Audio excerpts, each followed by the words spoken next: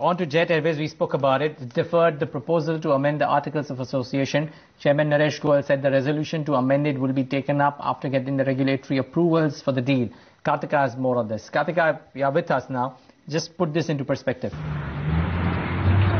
Well, absolutely. Jet Airways today received an approval from shareholders for a 24% stake sale to Etihad Airways at its extraordinary general meeting. Now, this entire deal where he says to them, he assured the shareholders that this will definitely help them also deleverage and grow in a very sustainable manner. The commercial agreement between the Etihad and Jet Airways will also help them grow in terms of profitability and the expansion of their network.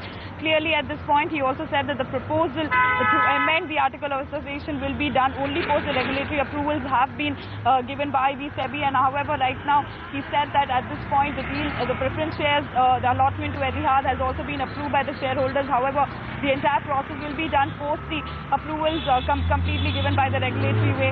However, at this point we also understand that he did say that this will help them in reducing the burden. Now, they have current debt of close to about 2.1 billion, so that will come down to close to about 1.5 billion post the deal is announced. Etihad will also help them get $150 million in terms of loan that will also be sanctioned post this deal.